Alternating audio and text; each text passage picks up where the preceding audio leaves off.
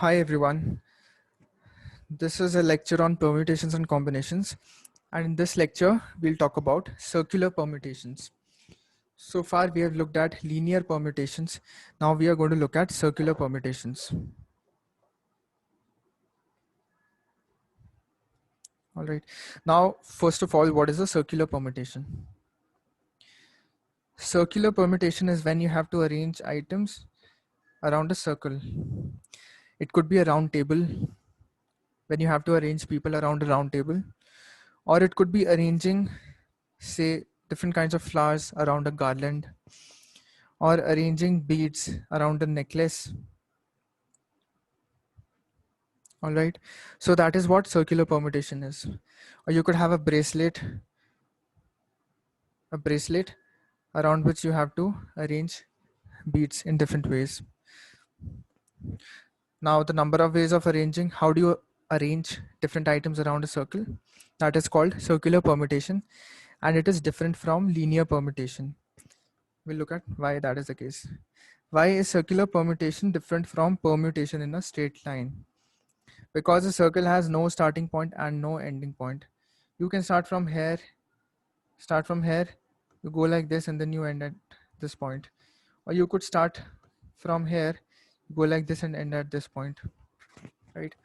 Now suppose that you have one permutation like this. You have to arrange A, B, C, and D. If you arrange them like this, you have A, B, C, and D. Or you arrange them like this, you have A, B, C, and D. A third kind of arrangement could be you have A, C, B, and D. Now, if you observe these two cases, they are the same because you have A, B, C, and D. If you start from here, again you have A, B, C, and D. All right. But this case is different, this third one, because if you start from here, you don't have A, B, C, D. You have A, C, B, and D, which is a different permutation when compared to A, B, C, and D. So this A, B, C, D, they are the same, but this A, C, B, D, this is a different permutation from both of these. And these two permutations are same. This one and this one, they are the same. So what that essentially means is that you fix one point on the circle. Since the problem is that we don't have a starting point, we can have different starting points. All right. And that would result in the same permutation. Different starting points can result in the same permutation. So what we do is we take a starting point. Say we take a starting point here and we put A over here. All right. Now we have to arrange the other three people, that is B, C, and D, around this circle. We can have B, C, D, or we can have C, B, D. We can have D, B, C.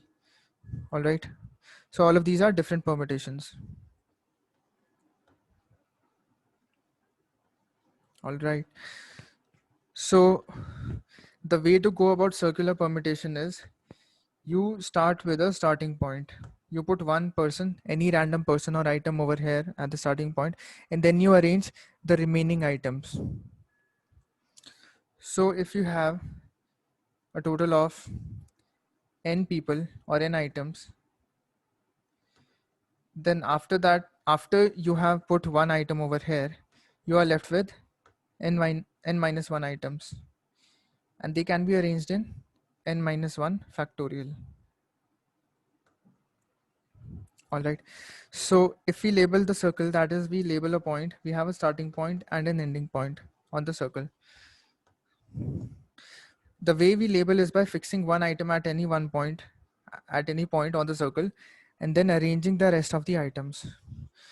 So you put one item over here and then you arrange the rest of the items, which can be done in n minus 1 factorial ways. So that is what circular permutation is. You have n items, you have to arrange them around a circle. You do that in n minus 1 factorial ways. Had it been a linear permutation, that could have been done in n factorial ways. But in circular permutation, that is done in n minus 1 factorial ways.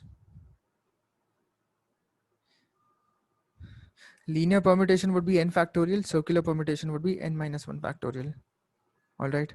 And the reason for that is you fix one point. You fix one item at one point, and then you arrange the other n minus 1, the remaining n minus 1 items in n minus 1 factorial ways. So that is the idea behind circular permutation.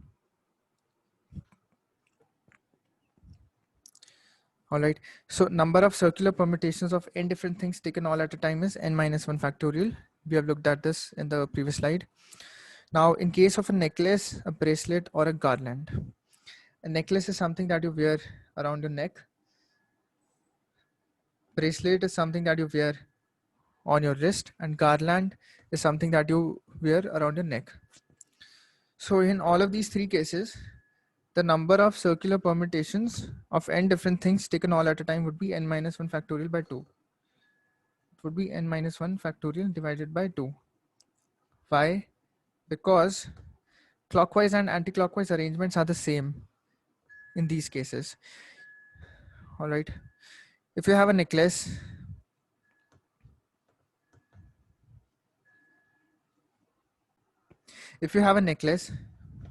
all right, and you put it upside down, the side of the necklace that faces upwards is put in the downward facing direction. All right. If you do that, then what you have essentially done is you have arranged, say, A, B, C, and D as A, B, C, and D. This is A, B, C, D, and this is A, D, B, C. But if you go like this is A, B, C, D again. Now these anti-clockwise and clockwise directions, this clockwise and this anti-clockwise directions, the arrangement is the same, and having an anti-clockwise or clockwise direction does not matter. All right. So in a necklace, in a bracelet, and a garland, if you have A, B, C, D, all right, you have A, B, C, and D, or if you have in the same necklace or garland, you have A, B, C, D like this. So here you have A, B, C, D like this in the clockwise direction. Here you have A, B, C, D in the anti-clockwise direction. They are the same. They are the same permutation or the same arrangement. Because if you put this garland upside down, you would get this. And if you put this one upside down, you would get this. So for each of the arrangements, you have two different arrangements of clockwise and anti-clockwise directions. But those two arrangements are the same. Therefore, you have to divide it by 2. There's a duplicacy of each arrangement. So therefore, you have to divide it by 2, n minus 1 factorial by 2. That is the total number of ways of arranging n items around necklace, bracelet, or garland. Now, the reason we don't do this in case of a table, suppose that we have a table and we have to arrange people around the table. We have arranged 4 people, person A, B, C, and D, and we have arranged them like this, A, B, C, and D. Now these two are not same. These two are not same because even though this is ABCD in the clockwise direction and this is ABCD in the anti-clockwise direction, you cannot put a table upside down. All right, a table is fixed. You cannot put it upside down. Therefore, ABCD in the clockwise direction is different from ABCD in the anti-clockwise direction in case of a table because of it is fixed, and therefore you don't divide it by 2. There is no duplicacy, and these two arrangements are different. Therefore, in short, you have n minus 1 factorial ways of arranging n items around a circular object. In case of a table that is fixed, in case of a necklace or a bracelet or a garland that can be arranged in an upside down manner, the clockwise arrangements and the anti-clockwise arrangements are the same. Therefore, you have to divide it by 2 because there's a duplicacy. So n minus 1 factorial by 2 is the number of ways of arranging n items around a necklace, bracelet, or a garland. So please remember these two formulae, n minus 1 factorial and n minus 1 factorial by 2. Now arrangements around a regular polygon. Number of ways of arranging n different things around a regular k-sided polygon is n factorial by k. Suppose you have a regular k-sided polygon with the value of k being 3. Now if you arrange them like this, A, B, C, D, E and F,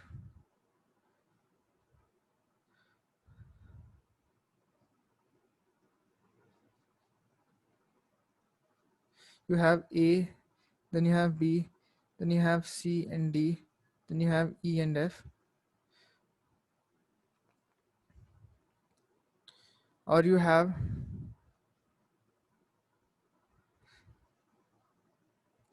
A, B, C, D, E and F. These two are the same. So there's a symmetry around the k sides of a regular polygon.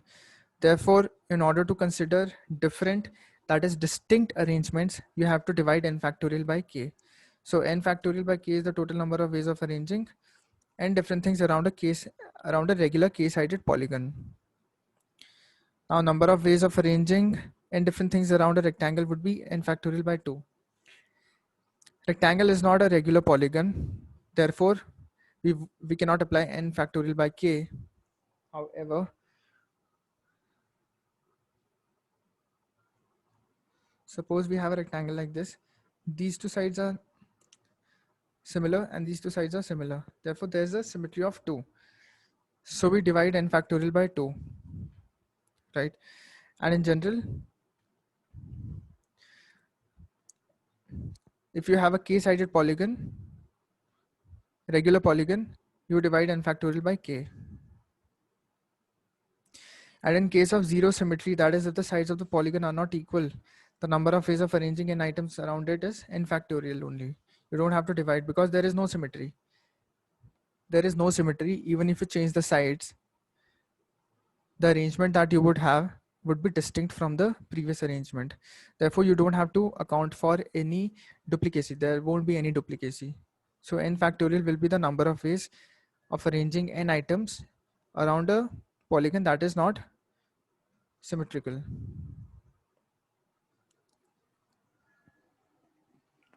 Now let's do this question. It says there are 20 thieves, of whom 2, that is Sam and Smith, are brothers. So we have 20 thieves.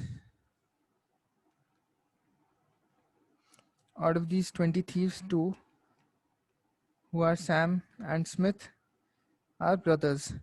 The thieves are to be arranged around a circular table. This is on circular permutation. They are to be arranged around a circular table such that there is exactly one other thief between Sam and Smith. So we can have Sam, we can have Smith, and we can have some other thief, say thief 3. Or we can have a different case where we have Sam and Smith, and we have thief 5.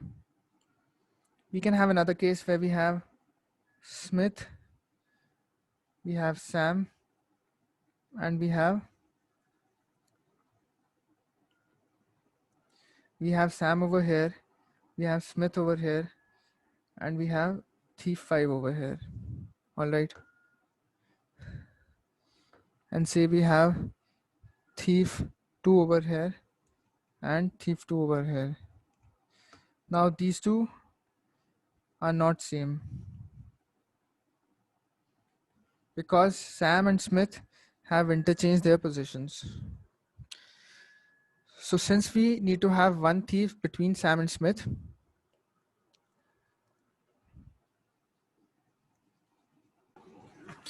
all right. So since we have to select one thief who sits between Sam and Smith, we have a total of 18 thieves left. Out of 20, we have Sam and Smith, and then we have 18 other thieves. So out of 18, you select one thief who sits between Sam and Smith. So this becomes our block.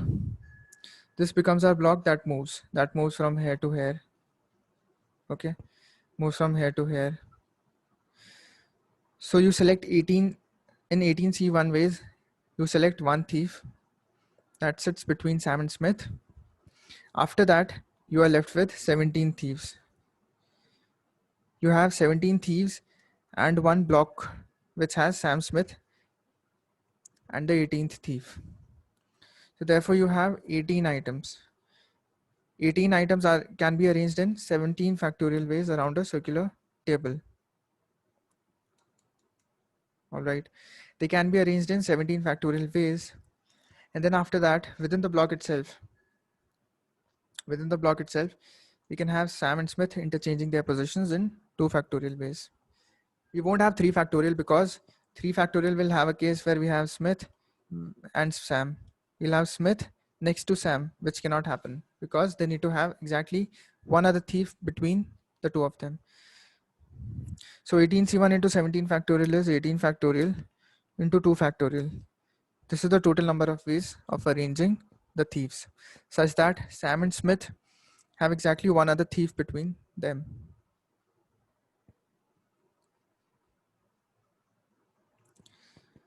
Now, this is a past CAT question. It says, find the number of ways in which 8 directors, the chairman and the vice chairman of a company can be seated at a round table if the chairman is to be seated between the vice chairman and a director.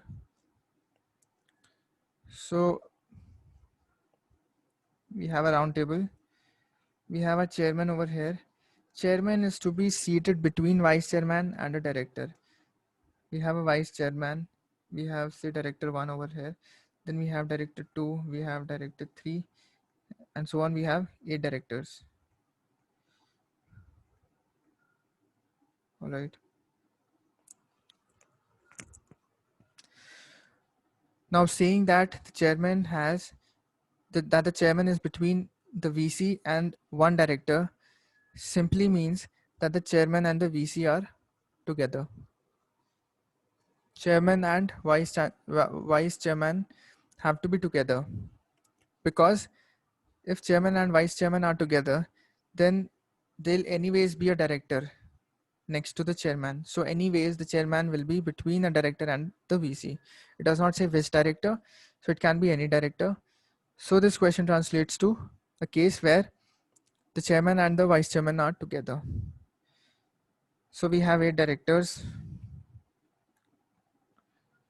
and we have the chairman and the vice chairman that have to be seated together. The chairman and the vice chairman have to be seated together. Therefore, this forms a block. So we have 8 directors and 1 block.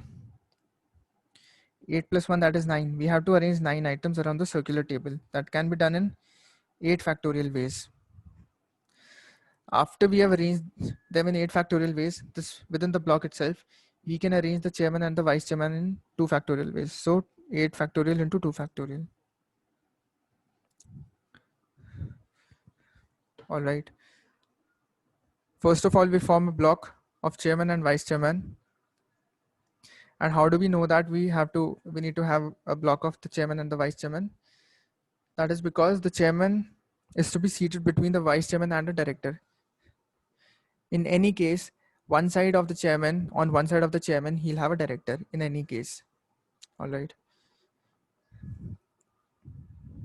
It is not necessary for him to have a VC on one side, and therefore, in order to consider cases where he has a VC on his side, we form a block. After forming a block, we are left with 8 directors. So total 1 block and 8 directors, that is 9 items, which can be arranged around a circular table in 8 factorial ways. And within the block itself, we can arrange the chairman and the vice chairman in 2 factorial ways. So 8 factorial into 2 factorial. 8 factorial into 2 factorial is the total number of ways. All right. This is a past CAT question.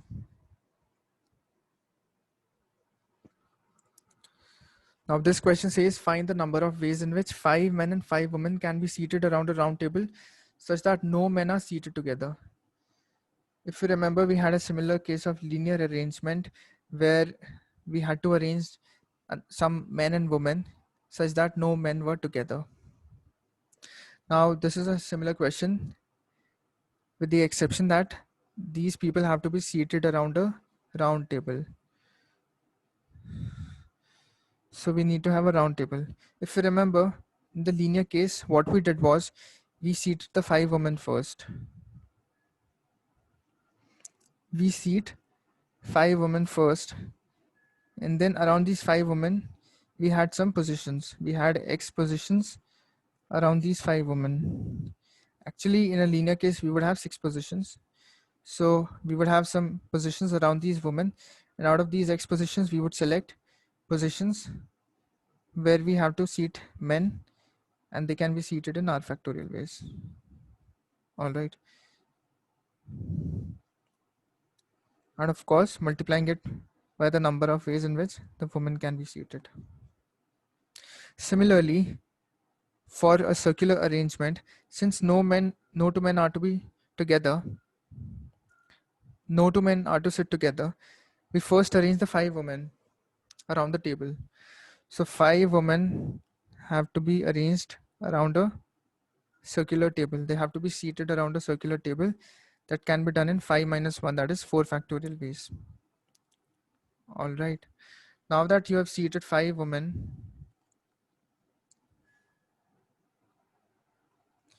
we have 1, 2, 3, 4, and 5. 5 total possibilities of seating men. So out of these 5 positions, we select 5 positions.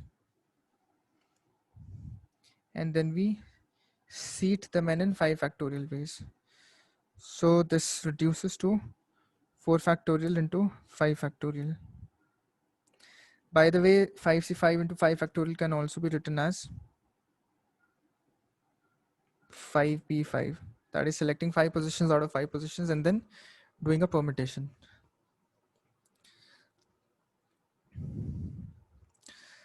So this is a case of circular arrangement where no two men are to sit together.